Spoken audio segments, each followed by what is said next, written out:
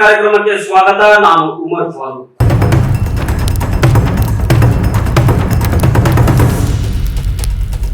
ದಕ್ಷಿಣ ಬೆಂಗಳೂರಿನ ಭೂಗತ ಲೋಕದಲ್ಲಿ ಕಳೆದ 15 ವರ್ಷಗಳಿಂದ ಸದ್ದು ಮಾಡುತ್ತಿದ್ದ ಆ ಹಳೆಯ ರೌಡಿ ವೈಷಮ್ಯ ಈಗ ಹಾಸನದಲ್ಲಿ ಸಿಕ್ತ ಅಂತ್ಯ ಕಂಡಿದೆ.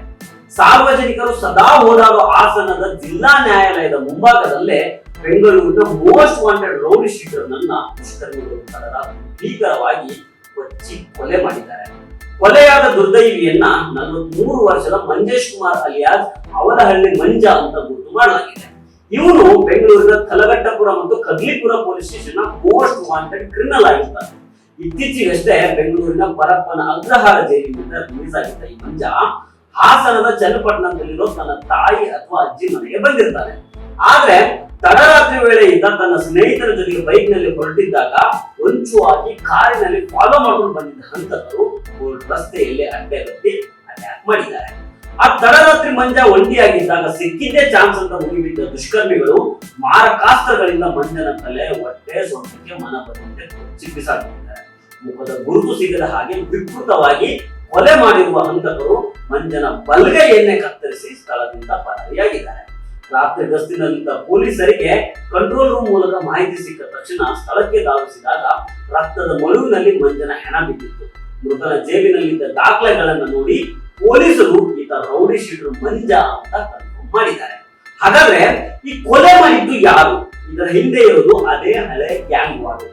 ಬೆಂಗಳೂರು ದಕ್ಷಿಣದ ವರ್ಚಸ್ಸಿಗಾಗಿ ಈ ಅವಲಹಳ್ಳಿ ಮಂಜ ಹಾಗೂ ಆತನ ಬದ್ಧ ವೈರಿ ಕೆಂಬತ್ತಳ್ಳಿ ಪರಮೇಶ್ ಅಲಿಯಾಸ್ ಹರಮಿ ನಡುವೆ ಕನಿಷ್ಠ 15 ವರ್ಷಗಳಿಂದ ಯುದ್ಧ ನಡೀತಾ ಇತ್ತು.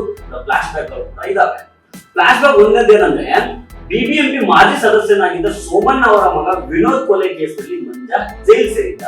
ಎರಡನೇ ಫ್ಲಾಶ್ ಬ್ಯಾಕ್ ಏನಂದ್ರೆ ಇದಕ್ಕೆ ಪ್ರತೀಕಾರವಾಗಿ ಪರಮಿ ಗ್ಯಾಂಗು ಇದೇ ಕೇಸ್ನಲ್ಲಿದ್ದ ಟಿಕ್ ಟಾಕ್ ಸ್ಟಾರ್ ನವೀನ್ ನನ್ನ ಮೈಸೂರು ಅರಮನೆ ಗೇಟ್ ಮುಂಭಾಗದಿಂದ ಕಿಡ್ನಾಪ್ ಮಾಡಿ ಕೊಲೆ ಮಾಡಿ ಸುತ್ತಿತ್ತು. ಈ ಎರಡು ಗ್ಯಾಂಗ್ಗಳ ಸರಣಿ ಕೊಲೆಗೆ ಈಗಾಗಲೇ ಕನಿಷ್ಠ 10 ಜನರು ಬಲಿಯಾಗಿದ್ದಾರೆ.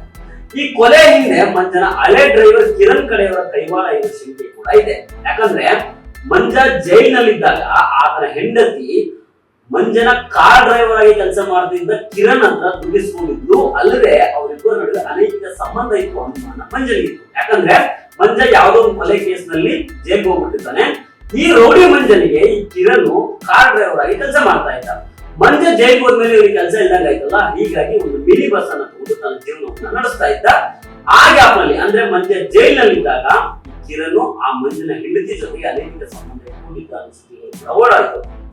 ಇದೇ ಸಿಟ್ನಲ್ಲಿ 2025ರಲ್ಲಿ ರೌಡಿ ಶೀಟರ್ ಮಂಜ ಒಂದು ಲೇಡಿ ಮೂಲಕ ಕಿರಣ್ಗೆ ಫೋನ್ ಮಾಡಿಸಿ ಮಿನಿ ಬಸ್ ಸಮೇತ ಕಿರಣ್ ಅನ್ನ ಕಿಡ್ನಾಪ್ ಮಾಡ್ಬಿಟ್ಟಿದ್ದ.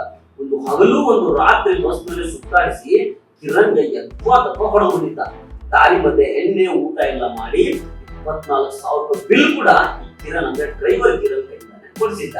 ಈ ಕೇಸ್ ಆಗ ತುಂಬಾ ಸದ್ದು ಮಾಡಿತ್ತು. ಹಾಗಾಗಿ ಈ ಕೊಲೆಯನ್ನ ಪರಮಿ ಗ್ಯಾಂಗ್ ಅಥವಾ ಕಿರಣ್ ಕಡೆಯವರು ಸೇರಿ ಮಾಡಿರಬಹುದು ಅಂತ ಅನುಮಾನವನ್ನ ವ್ಯಕ್ತಪಡಿಸಲಾಗ್ತಾ ಇದೆ. ಸದ್ಯ ಜನನಿ ಬಿಡೋ ಕೋಡ್ ರಸ್ತೆಯಲ್ಲಿ ನಡೆದಿರುವ ಭೀಕರ ಹತ್ಯೆಯಿಂದ ಹಾಸನದನ್ನ ಬೆಚ್ಚಿಬಿಟ್ಟಿದ್ದಾರೆ. ಸದ್ಯ ಕಲಘಟ್ಟಪುರ ರೌಡಿ ಶೀಟರ್ ಕೆಂಬತ್ತಳ್ಳಿ ಪರಮಿ, ಕರಿಯ ಪುನೀತ್, ಶಶಿ, ಭರತ್ ಸೇರಿದಂತೆ ಸುಮಾರು 11 ಜನರ ಮೇಲೆ ಶಂಕೆ ವ್ಯಕ್ತ ಆಗಿದೆ. ಹಾಸನ ನಗರ ಠಾಣೆಯಲ್ಲಿ ಕೇಸ್ ರಿಜಿಸ್ಟರ್ ಆಗಿದ್ದು ಹಂತಕರ ಪತ್ತೆಗಾಗಿ ಪೊಲೀಸರು ಸಿಸಿಟಿವಿ ದೃಶ್ಯಗಳನ್ನ ಜಾಲಾಡ್ತಾ ಇದ್ದಾರೆ. ಜೊತೆಗೆ ಈ ರೌಡಿಗಳ ಬಂಧನಕ್ಕೆ ವಿಶೇಷ ಜಂಟಿ ಕಾರ್ಯಾಚರಣೆ ತಂಡವನ್ನು ರಚನೆ ಮಾಡಿದ್ದಾರೆ. ಮುಖಾಮುಖಿ ರೌಡಿ ವಾರ್ಗೆ ಹಾಸನದಲ್ಲಿ ಈಗ ಇನ್ನೊಂದು ಬಿದ್ದಿದೆ. ಸೊ ಫ್ರೆಂಡ್ಸ್, ಇದು ಇವತ್ತಿನ ಇದೇ ಕ್ರೈಮ್ ಒಂದು ಕಾರ್ಯಕ್ರಮ. ಭೇಟಿ ಆಗ್ತೋಣ. ನಮಸ್ಕಾರ.